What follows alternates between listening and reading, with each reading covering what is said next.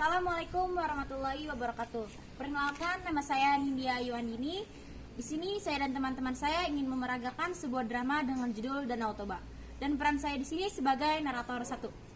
Dan saya Rafifah Solzai, saya berperan sebagai narator 2. Perkenalkan, saya Mutiara Salwa, saya di sini berperan sebagai Toba. Perkenalkan, saya Mutiara Salma, saya berperan sebagai Samosir. Perkenalkan, nama saya Nadia Maisha, saya berperan sebagai istri Toba. Dahulu kala, ada sebuah desa terpencil di sebuah pulau yang jauh, yang bernama Sumatera. Di bagian utara pulau itu, di satu daerah yang bernama Parapat, tinggallah seorang petani bernama Toba. Ia tinggal seorang diri di lembah di tepi hutan kecil. Ia bekerja di ladangnya menanam padi dan sayur-sayuran untuk memenuhi kebutuhan hidupnya dan sisanya dijual di pasar. Kadang-kadang Toba memancing untuk menambah lauk pauknya di rumah. Tak jauh dari rumahnya memang ada sebuah sungai kecil yang mengalir dan mengairi sawah ladang penduduk desa. Suatu sore, setelah Toba lelah bekerja di ladang, pemuda itu memancing di sungai. Ia berharap hari itu ia mendapatkan ikan yang besar untuk disantap. Setelah menunggu cukup lama, akhirnya umpannya dimakan ikan. Toba segera menarik kailnya. Ia sangat senang sekali karena ikan yang didapatnya cukup besar. Ternyata seekor ikan mas yang cukup besar tersangkut di kailnya. Toba segera melepaskan mata kailnya dari mulut ikan itu. Hore, aku dapat ikan mas besar!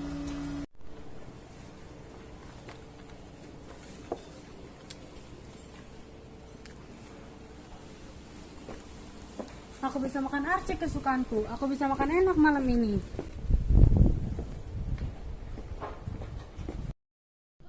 Toba meletakkan ikan mas itu di atas baskom dan meninggalkannya untuk menyiapkan api.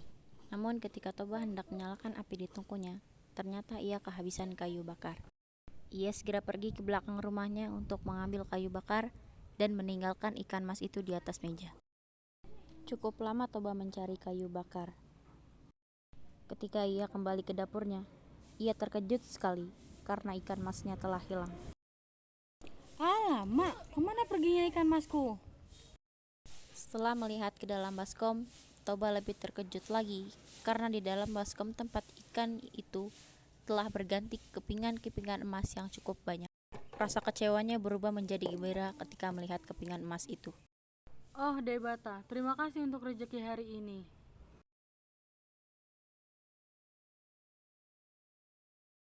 Toba segera menyimpan emas-emas berharga itu di kamarnya. Tetapi kembali Toba dibuat terkejut bukan kepalang ketika ia masuk ke ruang utama. Di atas kursi panjang tempat ia biasa bersantai, duduk seorang gadis cantik sedang menyisir rambutnya. Alamak, siapa kau gadis cantik? Mengapa kau berada di dalam rumahku? Aku mengenal semua orang di desa ini, tetapi aku baru pertama kali melihatmu. Apakah kau tersesat? Aku Tuan, karena telah membuatmu terkejut. Sebenarnya aku adalah seekor ikan emas yang kau tangkap tadi. Karena kau telah menyentuhku, maka aku terbebas dari kutukan dan aku kembali menjadi manusia. Sebagai balas budi, aku akan mengabdi kepadamu.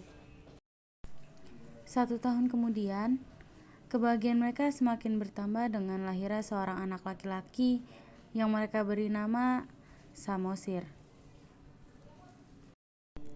Samosir tumbuh menjadi anak yang sangat tampan dan kuat, tetapi ada kebiasaan yang membuat heran Toba dan istrinya. Samosir selalu merasa lapar dan tidak pernah merasa kenyang.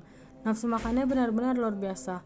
Mulanya Toba dan istrinya memaklumi karena Samosir masih kecil. Tetapi makin lama mereka juga merasa bingung melihat kebiasaan Samosir yang selalu melahap makanan di meja makan tanpa sisa. Istrinya selalu mengingatkan agar Toba selalu bersabar menghadapi Samosir. Bagaimanapun ia adalah anaknya. Mereka berharap suatu hari kelak Samosir bisa berubah dari nafsu makannya yang besar dan juga sifat malasnya.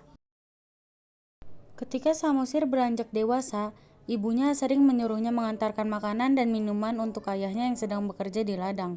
Namun ia selalu menolak perintah ibunya, sehingga terpaksalah ibunya yang mengantarkan makanan itu. Pada suatu hari, sang ibu sedang merasa tidak enak badan.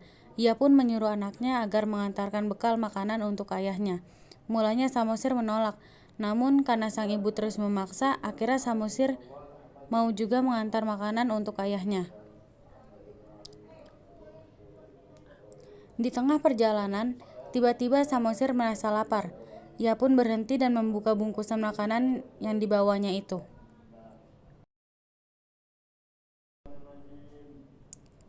Ah, aku lapar sekali. Biar saja aku makan dulu sebagian bekal buat bapak ini, daripada aku tidak bisa meneruskan perjalanan ke ladang. Dengan lahapnya, Samosir pun memakan roti tersebut, hingga hanya tersisa remahan-remahan dari roti itu.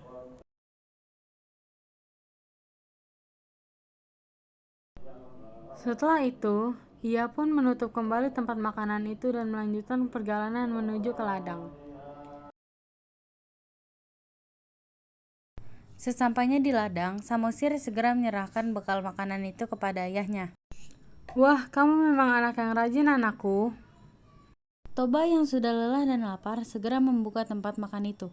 Alangkah terkejutnya ia saat melihat isinya hanya tinggal sisa-sisa. Bah, kenapa isi bungkusan ini hanya sisa-sisa?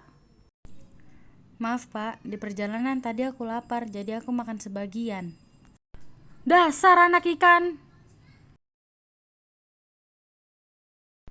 Mendapat perlakuan kasar dan mendengar kata-kata ayahnya, Samosir merasa sakit hati dan segera berlari pulang ke rumahnya sambil menangis.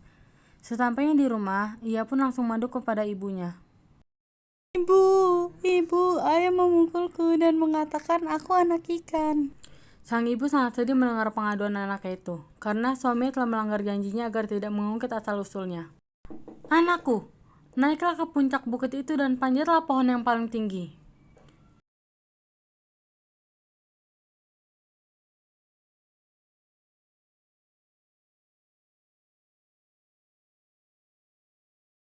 Istri Toba akhirnya melompat ke dalam sungai dan berubah kembali menjadi seekor ikan besar. Ketika itu juga, langit menjadi gelap, kilat menyambar, halilintar terdengar mepi. Sebagian di desa lembah, hanya tanah di sekitar Samosir berada yang tidak terendam air. Lama-kelamaan, genangan air itu semakin meluas dan menutupi semua lembah dan kampung-kampung sekitarnya. Luapan air itu akhirnya berubah menjadi sebuah danau yang sangat besar, yang di tengahnya ada pulau Samosir berada. Oleh masyarakat setempat, danau itu dinamakan Danau Toba, dan pulau di tengah danau itu dinamai Pulau Samosir.